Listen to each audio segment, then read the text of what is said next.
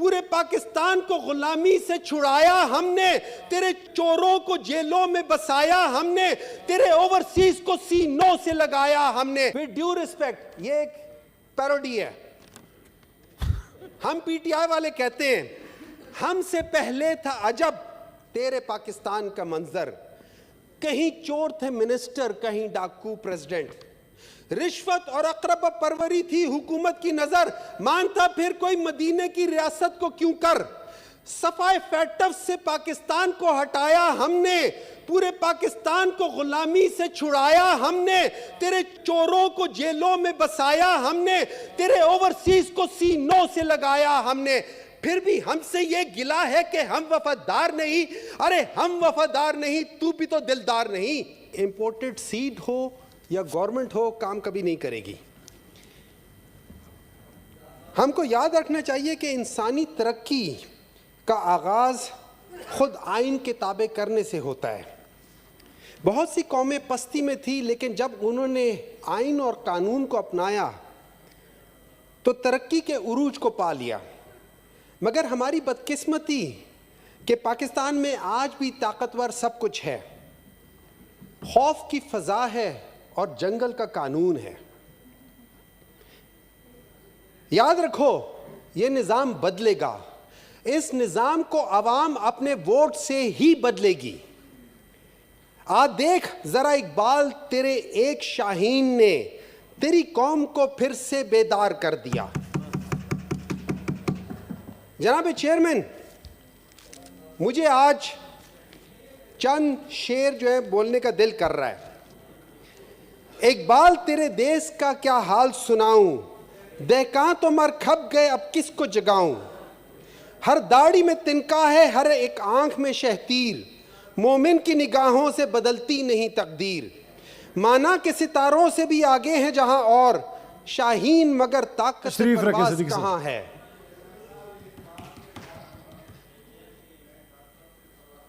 No cross talk. Sir मैंने ये नहीं कहा कि मैं इकबाल के शेर करूं, मैंने कहा कि मैं शेर बोलना चाह रहा हूं। सर उन्होंने शेर कहा, चले जी करेक्ट कर दिया, थैंक यू कर ले, जो मर्जी आप सुन तो लेना सर जी। ये तो शेर है, अभी सब्र करें। अभी तो कल हमारे वो किरमानी साहब, please no cross talk. Doctor साहब अपनी तकरीर करें। ठीक है सर। चेयरमैन साहब, मैं एक साइंस का तालिब इल्म हूं और मैं एविडेंस बेस्ड डिसीजंस पे मैं बिलीव करता हूं। तो आइए हम कुछ डेटा जो हमें गवर्नमेंट ने दिया था पिछले 2 साल में, मैं उनको कंपैरेटिव करके उनका आउटकम खाली बताऊंगा।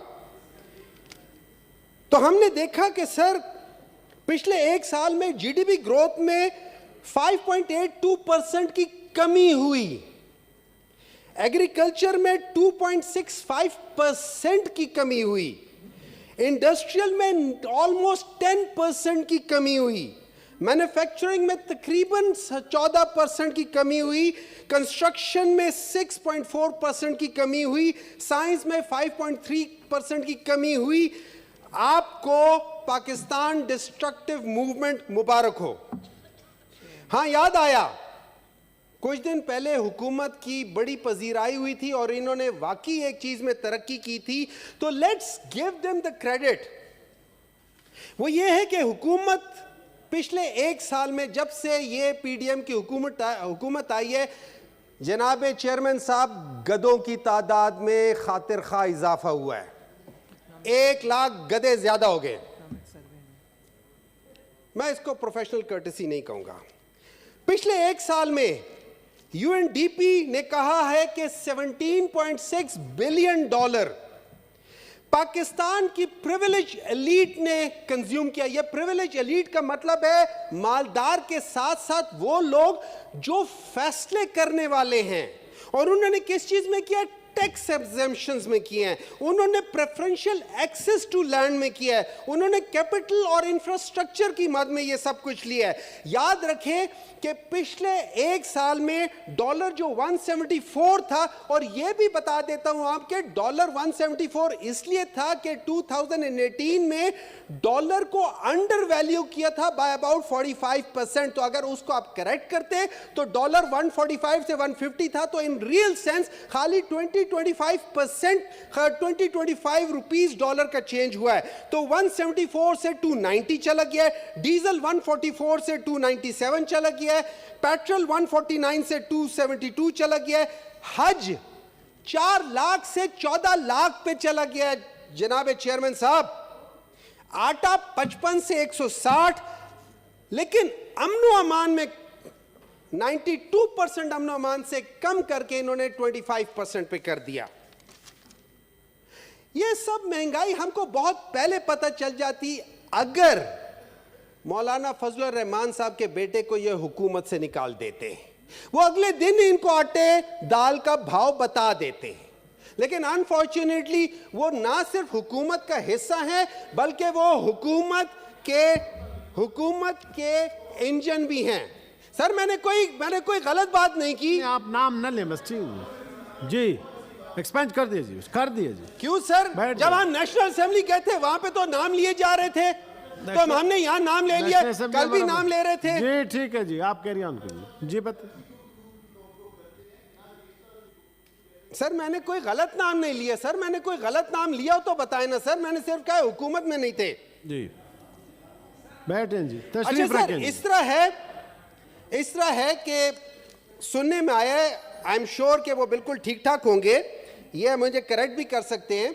सुनने में आया है कि अभी मौलाना साहब जो हैं एक सर्जरी करा कर आए हैं और उनको किसी ने कहा है, सर वाला सबर करो ना यार, करता हूं, तुम्हें क्या मसला है? पर्सनल ना हो जाए आप, दूसरी बात करें। चले सर आगे चले, सर बता दिया जी मैंने। वो कहते हैं, मैं दोबारा कहता हूं सर, इकबाल तेरे देश का क्या हाल सुनाऊं, मना कर दिया अभी आते हैं नजर मसनद शाही पे रंगीले, तकदीर उमम सो गई ताउस पे आकर, ये देश है सबका मगर इसका कोई नहीं, इस तने खस्ता पे अब दांत हैं सबके, इकबाल तेरे देश का क्या हाल सुनाऊं। जनाब चेयरमैन साहब, थोड़ा सा रिट्रोस्पेक्टिवली हमने देखना पड़ेगा कि ऐसी कौन सी वजूहात थी कि जिसको सामने रखते हुए पाकिस्तान डिस्ट्रक्टिव मूवमेंट को इस मुल्क के ऊपर मुसल्लत किया गया। हालांकि पाकिस्तान तरीके इंसाफ के दौरे हुकूमत में जितने इंडिकेटर्स थे सब उन्होंने वो किए, जो टारगेट से, फॉर एग्जांपल जीडीपी का 4.8 था, उन्होंने 6.1 अचीव किया, एक्सपोर्ट 26.8 बिलियन था, 28.8 बिलियन किया, एग्रीकल्चर 3.5 का टारगेट था, 4.4 किया, इंडस्ट्रियल 6.6 था, 7.2 किया, सर्विस 4.7 थी, 6.2 की। अब देखो उसके बावजूद इन लोगों को क्या प्रॉब्लम थी, और फिर इन लोगों ने अभी क्या किया है, इन लोगों ने यह किया कि एक शख्स का नाम इन लोगों ने बैन कर दिया है कि आप ले नहीं सकते। लेकिन अल्लाह की कुदरत कि उसने एक सिंपल से जो सहाफी थे उनको कहते हुए कि कासिम के अब्बू, और वो कासिम के अब्बू जिसको आप दूसरे लफ्ज़ों में अबुल कासिम भी कह सकते हैं। याद रखें कि रहमतुल्लिल आलमीन अथॉरिटी बनाई है ताकि हमको हुजूर सल्लल्लाहु अलैहि वसल्लम की जिंदगी बताई जाए। अल्लाह ताला उसको कैसे इज्जत नहीं देगा। पाकिस्तान का कप्तान उसके टाइम में first ever education city Waziristan में बनी, जो पाकिस्तान की शान थी, उसके टाइम में हाईएस्ट आईटी एक्सपोर्ट हुआ, जो अवाम का लाडला है उसके टाइम पे हाईएस्ट एवर टेक्सटाइल एक्सपोर्ट हुआ। याद रहे कि पूरी दुनिया में जॉब्स क्रिएशन को मईशत के साथ डायरेक्ट मुंसलिक किया जाता है। और कल हमारे जो किरमानी साहब थे वो कह रहे थे कि कुछ मुवाजना सही हो, तो मैं मुवाजना करके देता हूं। 2008 से 2013 के दरमियान में 11 लाख हर साल जॉब क्रिएशन हुई, टोटल 55 लाख। 2013 से 2018 के दरमियान में 14 लाख पर साल हुई, टोटल 70 लाख। 4 सालों में 18 लाख पर ईयर के लिहाज से 70 लाख इन्होंने सिर्फ 4 साल में कर लिया। अभी तो हमारा 1 साल बाकी था। याद रखें, first ever export of locally assembled car भी इसी जमाने में हुई। पाकिस्तानी मीट ने $2.2 बिलियन का मार्क क्रॉस किया as an export. Regional export जनाब चेयरमैन साहब 23% बढ़ी और अमेरिका को एक्सपोर्ट 40% बढ़ी। यही एक्चुअली वही वजह है कि जिसकी वजह से ये पाकिस्तान डिस्ट्रक्टिव मूवमेंट आई, क्योंकि वो नहीं चाहते थे कि अवाम खुशहाल हो। ये अवाम को गरीब रखना चाहते हैं ताकि ये उनके ऊपर कंट्रोल कर सके। आज हमको सोचना होगा कि हम कहां खड़े हैं। इस बजट को एक नजर में देखें तो 7 खरब रुपए डेट सर्विसिंग में हैं। 6 खरब रुपए जो हैं वो डेफिसिट फाइनेंसिंग के लिए हैं। मतलब इनका यह ख्याल है कि कोई ऐसी हुकूमत होगी जो इनको 6 खरब रुपए दे दे ताकि ये अपनी डेफिसिट फाइनेंसिंग कर सके। यानी आज पाकिस्तान का दिफा मजबूत हाथों में है, आज पाकिस्तान का खजाना खाली हाथों में है, आज पाकिस्तान का इंसाफ कमजोर हाथों में है और आज पाकिस्तान की अवाम चोरों के हाथों में है। Beggars cannot be the choosers. आज हमारी खराब मुआशी हालत की वजह हमारे फाइनेंस मिनिस्टर हैं चेयरमैन साहब, जो हमको तबाह करने के लिए स्पेशली इंपोर्ट किए गए। राणा साहब तशरीफ रखें, बाद में अपनी बारी बात करें। इनको लोग डार से ज्यादा डिजास्टर कहते हैं और ये डिजास्टर साहब जो हैं इनकी वजह प्रॉब्लम यह है कि इनको इंटरनेशनली कोई ट्रस्ट नहीं करता। क्यों? इंटरनेशनली फाइनेंस इंस्टीट्यूशन समझते हैं कि ये फिगर्स को फज करते हैं और तभी हमने देखा है कि इन्होंने कहा कि 35% जो इन्फ्लेशन है वो 21% हो जाएगा। इसका मतलब जैसे सनिया निश्तर ने कल बताया था कि इसका मतलब है आपको बाद महीनों में एक्चुअली आप पॉजिटिव जाएंगे, जीरो जाएंगे। ये कैसे करेंगे? फज करके ही करेंगे ना। इकबाल तेरे देश का क्या हाल सुनाऊं, बेबाकियों हक गोई से घबराता है मोमिन, मक्कारियों रुबाई पे उतराता है मोमिन, जिस रिस्क से परवाज में कोताही का डर हो वो रिस्क बड़े शौक से अब खाता है मोमिन। ये याद रहे, माशी हालात इस वक्त तक ठीक नहीं होंगे जब तक सियासी हालात ठीक नहीं होंगे। जनाब चेयरमैन साहब, मुझे एक किस्सा याद आया। पिछले साल या इसमें वो हमने देखा था, वो एक चीता जो था वो उधर आ गया था, ये पिंडी के करीब के एक इलाके में आ गया था और हम टीवी में देख रहे थे कि जब चीता आया तो जितने भी घरों में जो वहाँ पे वो उनके कुत्ते थे वो एक दूसरे पे भोंगने की बजाय चीते पे भोंगने शुरू कर दिए। इसका आज की पॉलिटिक्स से कोई ताल्लुक नहीं है। डॉक्टर साहब टाइम का भी ख्याल रखेंगे सर। please। अभी सब्र करें सर, उनको 20 मिनट दिया, मुझे कम से कम 15 तो देना। डॉक्टर साहब टाइम आ गया सर, आ गया सर, आ गया आप सर। करें, मैंने कर मगर लिया। ऐसा है कि पाकिस्तान में पिछले 50 साल से 2 पार्टी सिस्टम थी। इसमें एक कॉर्नर टाइगर आया, उसने एक पार्टी बनाई और वो पार्टी पाकिस्तान की सबसे बड़ी पॉलिटिकल पार्टी बन गई। यही तो वो वजह है कि ये सब मिलकर उसको हटाने के चक्रों में है। अब कुछ गुजारिशात हैं। जैसे कहा गया था और मैं कहता हूं कि शायद कि मेरी बात तेरे दिल में उतर जाए। सर 18 अमेंडमेंट के बाद सारी चीजें सूबों को चली गई हैं, तो फिर ऐसी मिनिस्ट्री भी सूबों को गई हैं जिसको 100% सूबे कंट्रोल करते हैं। तो मेरा सवाल यह है कि हम रिडंडेंसी के तौर पे हमने वो मिनिस्ट्रियां जिनको खत्म हो जाना चाहिए, अगर खत्म नहीं हो रही तो वो क्यों उतनी की उतनी है या बढ़ गई हैं। इस रिडंडेंसी के तौर पे हम बहुत सेव कर सकते हैं। नंबर 2, लाइन लॉसेस तो सूबों में होते हैं, फेडरल क्यों उसके पैसे देता है? आप सूबों को क्यों नहीं एम्पावर करते, क्यों नहीं रिस्पॉन्सिबल करते? अगर लाइन लॉसेस होते तो ये सूबों से काटे ना, फेडरल क्यों इसका वजन उठाए? और अगर ये नहीं है तो फिर डिस्कोस को आप वहां पे प्राइवेटाइज करें, लेकिन इसको एड्रेस करना जरूरी है।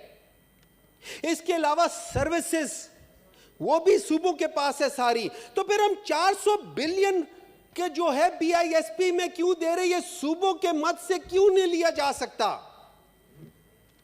इसी तरीके से हेल्थ और सिक्योरिटी है।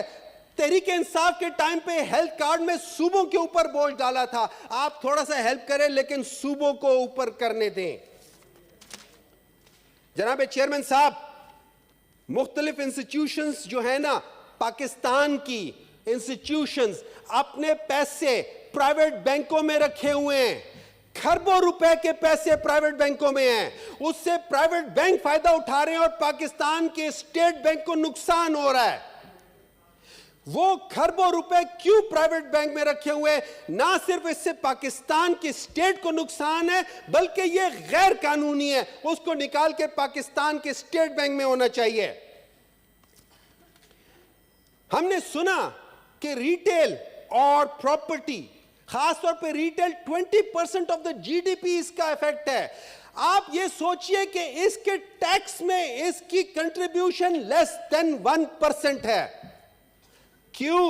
हम ट्रैक एंड ट्रेस जैसे पीटीआई की गवर्नमेंट कर रही थी, वैसे हमने क्यों नहीं किया? पीटीआई की गवर्नमेंट ने 7 लाख से 30 लाख तक ले गए।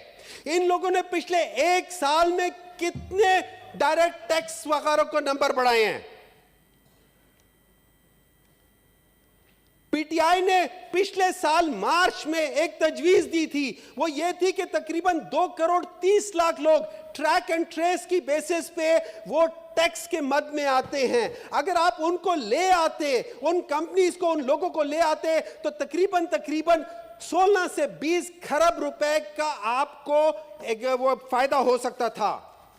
जनाब चेयरमैन साहब, पाकिस्तान का जो डेट रीस्ट्रक्चरिंग है उसको करना पड़ेगा हमें। पाकिस्तान के सर्कुलर डेट को भी हमें रीस्ट्रक्चर करना पड़ेगा। हम खफा हो या खुश हो, हमें आईपीपीस के साथ रीनेगोशिएटिंग या कुछ ना कुछ करना पड़ेगा। यह हमारे ऊपर इन्हीं लोगों ने एक बहुत बड़ा अननेसेसरी वजन डाला हुआ है। पेंशन बढ़ा दिया, बहुत अच्छा है, लेकिन पूरी दुनिया में पेंशन फंडेड होती है, पाकिस्तान में अनफंडेड है। अगर हमने पेंशन को ना किया, ये ऑलरेडी चौथे नंबर पर है, 4 खरब से ज्यादा हो गया पेंशन। अगर हमने इसको एड्रेस ना किया तो ये हमारे ऊपर एक बहुत बड़े बॉम्ब की तरफ फटेगा। तो दैट इज इमरजेंसी। आईएमएफ ने जो फिस्कल डेफिसिट हमारे लिए रखा हुआ है, हम उससे बाहर हैं और हमें उसको करना पड़ेगा। और इसी तरह प्रोविंसेस को भी फिस्कल डेफिसिट के अंदर करना पड़ेगा। डॉक्टर साहब, बस सर, खत्म हो रहा है सर। सबसे बड़ा मसला पाकिस्तान के लैंड रिफॉर्म्स, वो इनकंक्लूसिव थे। बड़ी बड़ी जमीनें लोगों के पास बेकार पड़ी हैं, उसके ऊपर कोई वेल्थ टैक्स नहीं है, उस पर वेल्थ टैक्स लगाएं। और अगर कोई शख्स या कोई अपनी जमीनें इस्तेमाल नहीं कर रहा तो उस पर नॉन यूज टैक्स भी लगाएं ताकि वो कर सके। हमारी कंस्ट्रक्शन इंडस्ट्री में सारा ब्लैक का पैसा है। हम बताएं, हमने क्या किया हुआ है? हमने कहा डीसी रेट। डीसी रेट का मतलब है हमने करप्शन को लीगलाइज किया हुआ है। Why not full rate? हम क्यों ब्लैक मनी को फरोख्त देते हैं? कैश से निकलकर डिजिटलाइज करना पड़ेगा, जैसे सनिया निश्तर ने कल कहा था। सर 80% पाकिस्तान में टैक्स एवेजन हो रही है और चंद बड़ी कंपनियां ये कर रही हैं। आप ट्रैक एंड ट्रेस के लिहाज से कर ले, मेरी इंफॉर्मेशन के लिहाज से जो बड़े नाम है जो इसके अंदर किसी हद तक, ये मैं आपको एक प्रॉपर बंदे की को उसका नाम नहीं ले सकता, लेकिन जो 3 कंपनियां बड़ी हैं उनमें सिगरेट कंपनीज हैं, उनमें अर्बन लैंड डेवलपमेंट है, उनमें ट्रक कंपनीज हैं। ये टॉप ऑफ द लिस्ट है। इसके अलावा और भी बहुत सारी हैं।